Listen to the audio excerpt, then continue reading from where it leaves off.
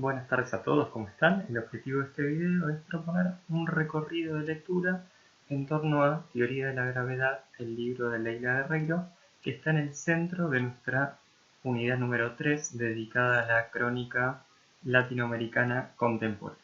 Antes de empezar con el texto, me pareció pertinente poder repasar, aunque sea por arriba, los dos textos obligatorios de la bibliografía correspondiente a la unidad número 3. Son los textos de Bonanno y de Calegaro y Lagos. De entre los dos, me parece que el que aporta más elementos para leer el libro de Guerreiro es el texto de Bonanno. Me parece un texto muy rico, un texto que trabaja sobre la crónica literaria latinoamericana y arranca a partir de el surgimiento del fenómeno, ¿no? Del surgimiento del ascenso del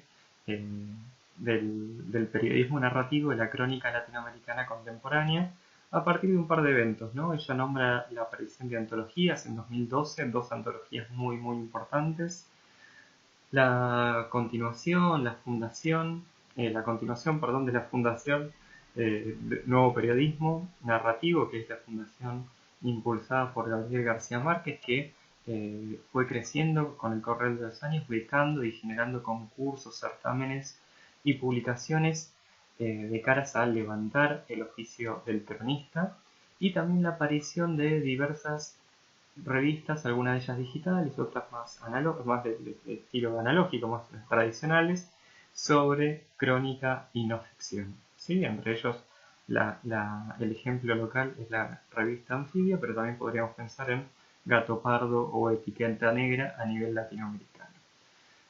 Bonanno me parece que hace un buen trabajo porque plantea cierto linaje que parte desde el modernismo, pero que sobre todo se enriquece con los aportes de Gabriel García Márquez y Rodolfo Walsh hacia principios del siglo.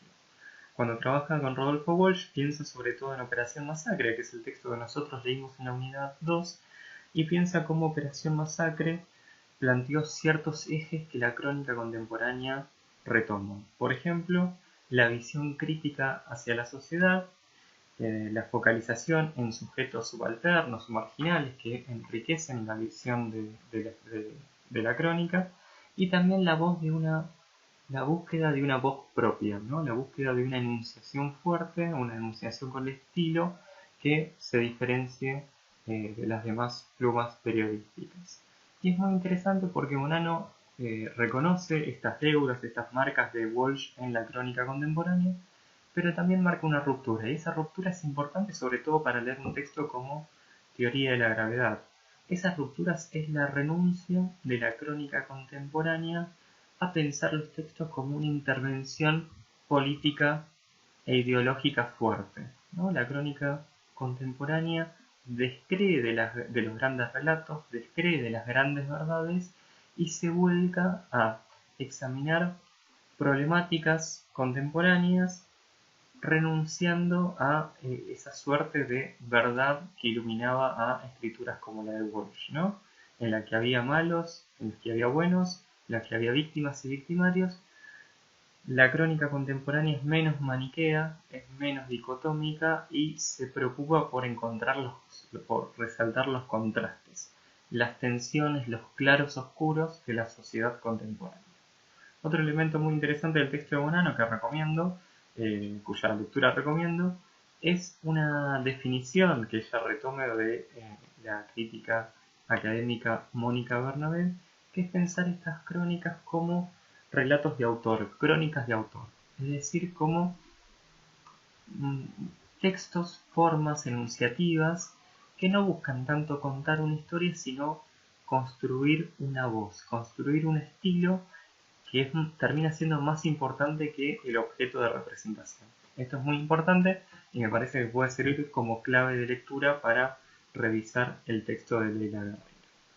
Por otro lado tenemos el texto de Calegaro y Lagos. Me parece que es un texto más académico y por momentos más gris, en el sentido de que no arriesga una lectura tan personal, no hace un trabajo tan rico como el texto de Mónica Bonanno, pero que sin embargo vale la pena considerar. Dos cuestiones me parecen importantes de este texto. Por un lado, la separación entre crónica periodística tradicional, que sería la crónica que sigue apareciendo en los medios hegemónicos de comunicación, y este nuevo tipo de crónica. Ella dice que es una nueva crónica, yo lo pondría más en términos de crónica contemporánea, ¿sí? Porque como estamos viendo desde la unidad 2, ya en Rodolfo Walsh hay una experimentación con los géneros y un trabajo sobre el vínculo entre ficción y no ficción. Entonces lo de nuevo me parece que lo deberíamos repensar o por lo menos poner en suspenso. No obstante, ese cuadro me parece muy didáctico como para evidenciar qué cosas aporta las crónicas contemporáneas, y después también me parece que es un gran aporte metodológico, porque a fin de cuentas, ¿qué es lo que hacen las autoras en este texto? Analizan textos de no ficción, analizan textos periodísticos pertenecientes al género crónica con las herramientas del análisis literario. Es decir, dan cuenta que es posible seguir leyendo estos textos a través de las herramientas de un análisis literario tradicional, con elementos tales como la construcción del narrador, el trabajo sobre la ficción, los tiempos, los espacios, las secuencias temporales, ¿sí? Son todos elementos que nosotros podemos analizar tranquilamente en una novela y que las autoras consideran pertinentes para analizar estos textos. De hecho, en un momento hacen un paralelismo con el recorrido del héroe, ¿no? La figura del héroe paradigmático, la figura del héroe tradicional, y sus lecturas también tradicionales y canónicas por parte de la teoría y la crítica literaria aparecen como elementos posibles para leer las crónicas de los autores contemporáneos. Entonces fíjense que por más que nosotros empezamos el curso hablando de postliteratura, una de las características de esta postliteratura es que es pasible de ser leída en términos tradicionales. Son textos periodísticos, son textos híbridos, pero que nosotros podemos leer con las herramientas propias de la literatura. Y esta es una idea interesante para nuestra propia práctica como lectores y críticos, pero también para llevar a las escuelas y poder avanzar en la exploración de la literatura a partir de estos textos que parecen no literarios, pero que sin embargo tienen cuestiones, problemáticas y espesores propios de lo literario. Agrego un texto más, ¿sí? Había dicho dos textos, pero podríamos pensar en tres textos. Hay un texto de Carrión, que es el prólogo a una antología muy importante, que es Mejor que Ficción, una de las antologías nombradas por Bonanno, y en ese prólogo Carrión, en un estilo mucho más ensayístico, avanza sobre estas cuestiones desde una perspectiva que me parece a mí más interesante, porque se mete en las cuestiones de el linaje de la crónica, pero no empezando con el modernismo, sino empezando con las crónicas de Indias en adelante. Se mete con la cuestión de la autobiografía y las ficciones del yo, que es tan importante en la crónica, y se mete en la cuestión teórica, ¿no? Esta idea de la ficción o la no ficción. Carrión piensa que justamente esta tensión conceptual no refleja un problema de la crítica, sino que refleja una tensión constituyente del género. Es decir, la crónica puede ser definida como el género aquel en el cual se ponen en cuestión los límites, las fronteras, las pertinencias de lo que se considera ficción y de lo que se considera no ficción. Finalmente hay un elemento muy interesante de este texto, que es una cita a un texto de Juan Villoro, un escritor mexicano, que caracteriza a la crónica como el ornitorrinco de la prosa, por juntar en una misma especie, por mezclar en una misma especie elementos que vienen de diversas tradiciones, géneros y corrientes literarias. ¿Sí? En la crónica tenemos ensayo, tenemos novela, tenemos teatro, tenemos reportaje, tenemos crónica, tenemos estudio etnográfico, tenemos tragedia griega. Bueno, Carrión lo pone todo ahí en la licuadora como para pensar a la crónica desde este punto de vista, lo cual me parece súper interesante y súper productivo. Avanzamos con teoría de la gravedad, ¿les parece?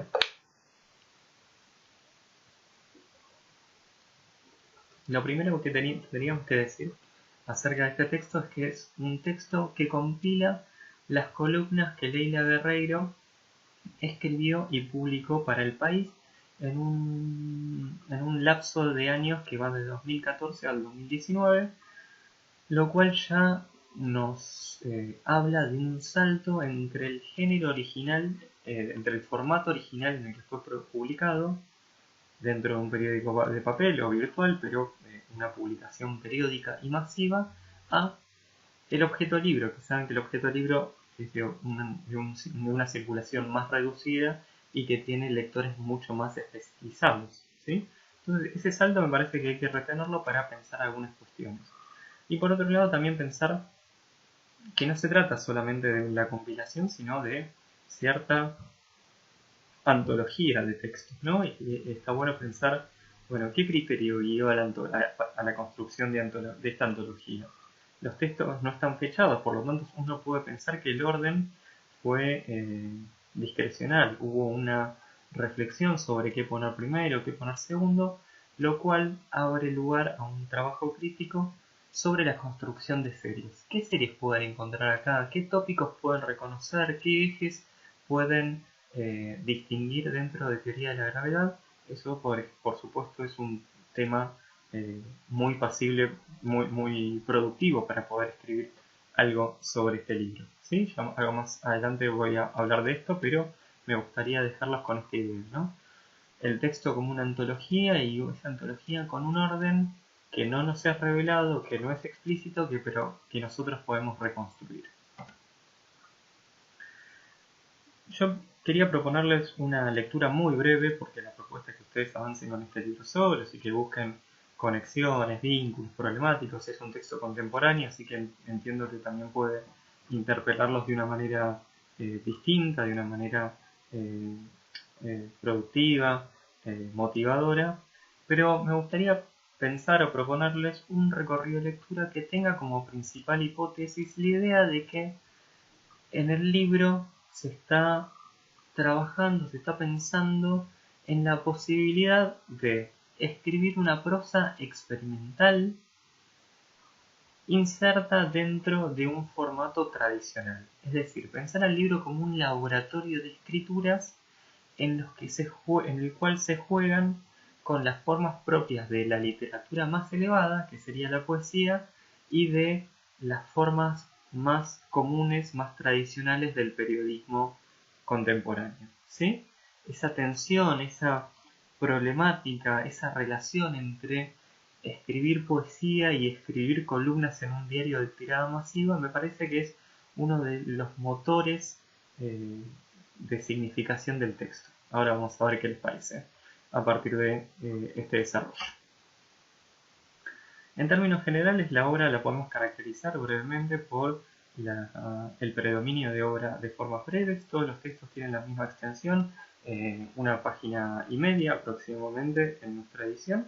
Fíjense que son los límites espaciales de la hoja impresa o de la hoja o de la publicación virtual, ¿sí?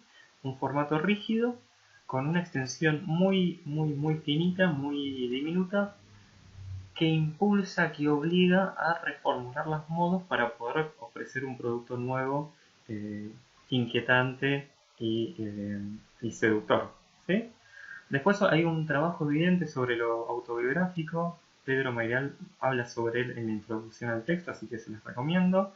Pero bueno, esta problemática acerca del yo, acerca de quién escribe, acerca de los pactos de lectura entre el lector de estas crónicas y el narrador, me parece que es muy interesante y que uno podría explorar más. Las escrituras del yo es uno de los temas más vistos, más elaborados, más prolíficos en la crítica literaria actual. Hay un montón, montañas de bibliotecas sobre este tema. No podemos profundizar porque ya saben que el curso se termina, pero los invito a tal vez buscar algunos trabajos en internet acerca de las escrituras del yo, de la autobiografía, que realmente es un tema bastante de moda. Yo solamente lo quiero pautar, lo quiero puntuar, porque es muy importante que entiendan que el lector de estas crónicas, el lector de estas columnas, la lee porque son las columnas de Leila Guerreiro, a quien conoce como periodista y como autora de otros volúmenes característicos o paradigmáticos incluso de la crónica literaria, crónica latinoamericana. Esto es interesante porque, si bien el yo, el narrador es una construcción, siempre es una construcción, y en estas crónicas también hay un evidente juego con lo autobiográfico eh, que no hay que dejar de prestar atención, ¿no? Como la autora le ofrece a sus lectores una viñeta, una ventana sobre su propia vida en la que las referencias están difuminadas y en las que se juega mucho con la barrera entre lo fáctico y lo ficcional, pero que eh, no deja de jugar al juego de lo biográfico, ¿sí? Otro de los elementos muy característicos del texto, más característicos del texto, es claramente la escritura poética, ¿no? El trabajo con procedimientos formales, el trabajo con las sonoridades, eh, la oración breve que semeja a la escritura de los versos, la repetición, la tendencia a construir metáforas, construir metonimias, a jugar con los paralelismos, a trabajar con las sinestesias, con esta mezcla de sensaciones que da lugar eh, a distintas experiencias de escritura, y también el juego intertextual, el juego con la cita constante, ¿no? Eso me parece que es súper importante porque dialoga plenamente con las exploraciones de la poesía contemporánea, que juega mucho con este tipo de recursos, ¿sí? Y por otro lado, me parece que es inevitable pensar el trabajo de Leila Guerreiro como una especie de ataque de revisión a los lugares comunes, ¿no?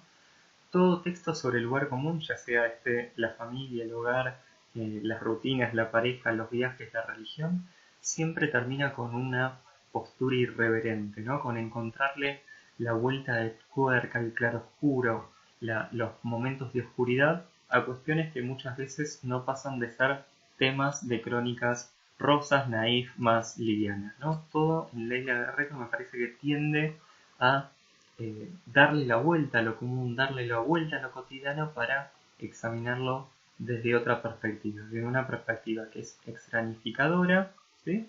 Que es distanciada, que es irreverente y que también es renovadora, ¿no? Poder pensar aquellos hitos de la cotidianidad desde una mirada un poco más poética, ¿sí? Casi como remontándonos al ímpetu de las vanguardias y a esa idea de romper con la separación entre el arte y la vida, la cotidianidad gris y lo luminoso de la escritura.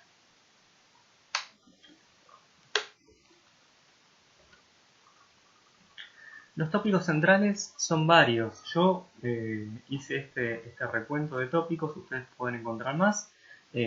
Sobre cada uno hay varios textos disponibles. Infancia, maternidad, paternidad, el tema del pueblo pampeano me parece muy interesante. Las constantes crisis existenciales, esos momentos de depresión, de abandono, de soledad, de angustia existencial. La crisis de parejas que está casi dominando un cuarto del volumen. Me parece que los textos pertenecientes a instrucción, ¿sí? Casi todos tratan sobre crisis de parejas ficcionalizados a través de una segunda persona, muchas veces de una tercera persona, pero está en el centro, ¿no? En el cogollo del texto, la conflictiva vida en pareja, la vida con el otro. Y después temas más propios de las columnas periodísticas en los suplementos culturales, como por ejemplo la crónica de viajes, que aparece en la segunda parte del libro, y el trabajo sobre la escritura, que desde mi punto de vista, es el más interesante. Dos textos me parecen centrales en términos de su contenido programático. Son dos textos que me parece que se pueden entender casi como manifiestos. Son los dos primeros del libro. El primero es el pacto, ¿no? La idea de pacto es interesante porque remite automáticamente a la idea de pacto autobiográfico. Es un texto en el que Leila Guerreiro dice que explicita quién es la que habla, ¿no? Explicita eh, que lo que se va a hacer es hablar de sí mismo, ¿no? Esta idea de saqueo mi vida, pero más allá de esto, me parece que es muy interesante poder pensar en que es un manifiesto no solo por lo que dice, sino por cómo lo dice. Y ahí me parece que tenemos que prestar atención a las formas narrativas que utilice, las formas de escritura, los procedimientos. Ahí tenemos enumeraciones, tenemos aliteraciones, tenemos oposiciones, tenemos frases cortas, ¿no? Todo eso que va a aparecer a lo largo de todas las páginas de teoría de la gravedad, ¿sí? Entonces, en este sentido digo que es un manifiesto, es una escritura que se propone como orientadora, como ejemplo, como paradigma de todo el contenido del libro. Y otro texto que también me parece ciertamente un manifiesto es el Supongo, que es el segundo texto.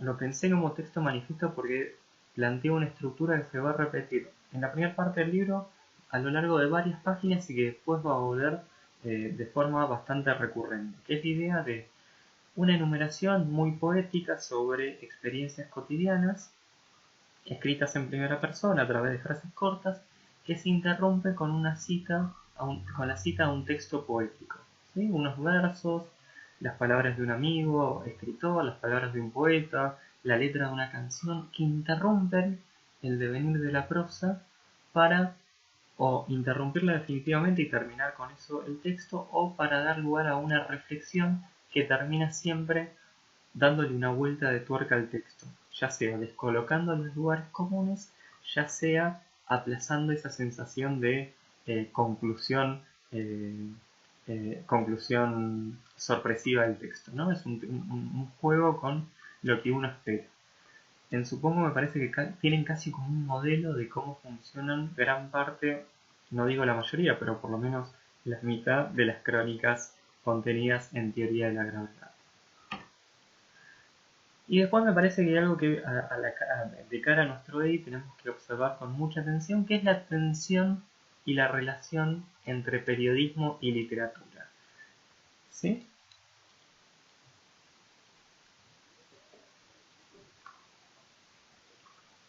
¿Y cuál es la tensión? La tensión es una escritura muy experimental, una escritura que juega mucho con las formas, que juega mucho con cómo escribir, cómo formular una nueva prosa, cómo esbozar una nueva estética de la escritura, pero que está encolumnada y está inserta en un medio de comunicación masiva como es el diario, como es el periódico, ya sea en su versión tradicional o virtual. ¿Por qué? Porque el periódico, la prensa, tiene lectores que no son especializados, son lectores que surfean entre los distintos géneros, las distintas columnas, las distintas secciones, por lo tanto, no son todos lectores de literatura. Sin embargo, el texto de Leila Guerrero es plenamente literario e incluso tiene una aspiración poética. Para mí hay una tensión muy interesante en cómo comunicar, cómo experimentar sin dejar de comunicar o cómo comunicar a través de la experimentación formal. ¿Sí?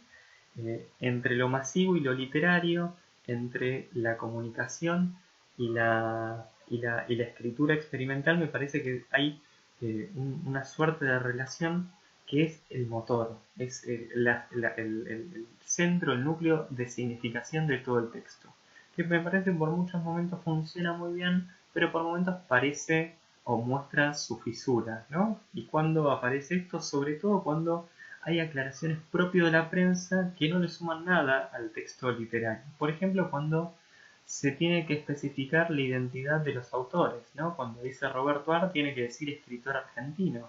Cuando dice Diel Temperley tiene que decir poeta argentino contemporáneo. Y así tiene que ser explícitas muchas referencias, no a causa de lo que se está diciendo, no debido al formato, a la forma, sino debido al género.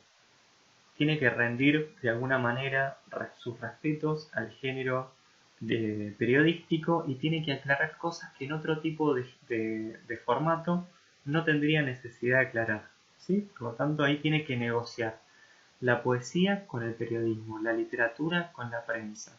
Fíjense que estos momentos son varios y para mí tienen que ver con justamente presentar este texto ante un público no especializado y también negociar ciertas cuestiones del lenguaje que no puede dispararse hacia cumbres poéticas totales, sino que siempre tiene que mantener una legibilidad mínima como para que cualquier lector pueda seguirlo más allá de su formación académica o literaria.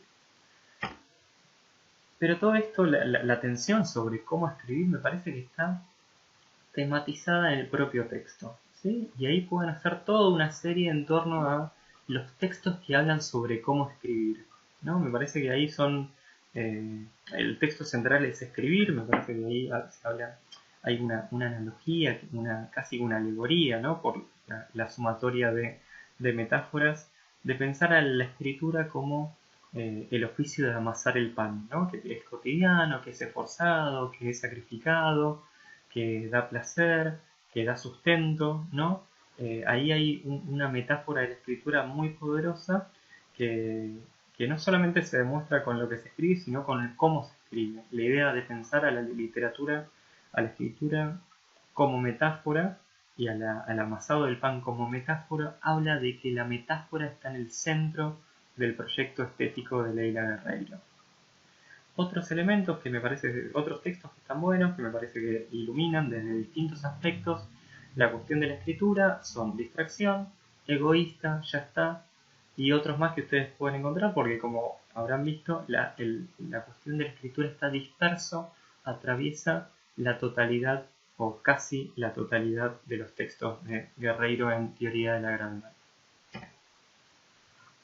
Pero cuando alcanza, me parece, la tensión su punto más alto cuando pensamos en la poesía. Y la poesía me parece que es la experiencia estética que más anhela la narradora y la que se muestra como la experiencia más trascendente de todas las que hablan, las que aparecen en el texto. Primero fíjense que funciona en principio como cita.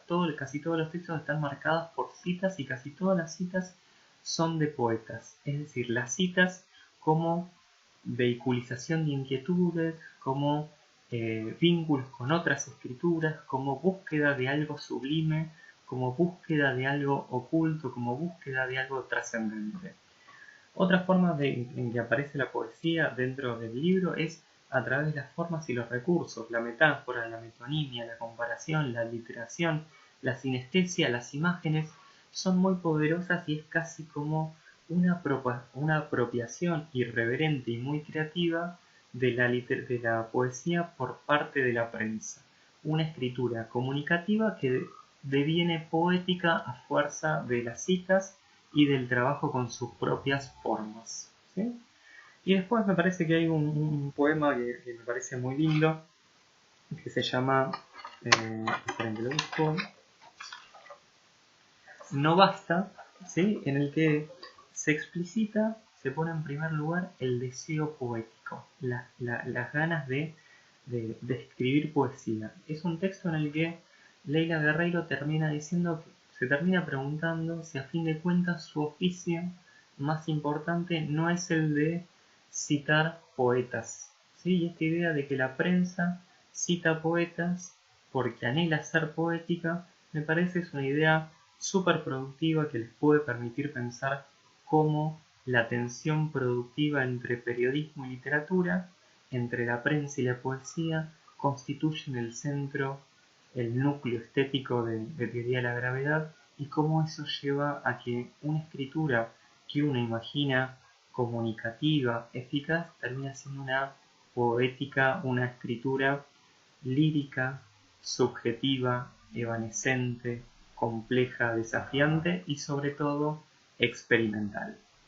Bueno, eso es todo. Muchas gracias por la atención. Espero que les haya resultado interesante y estimulante el recorrido. En todo caso, seguimos hablando en la reunión virtual a través del campus o a través de los mails, ¿sí? Espero que estén bien y les mando un saludo grande.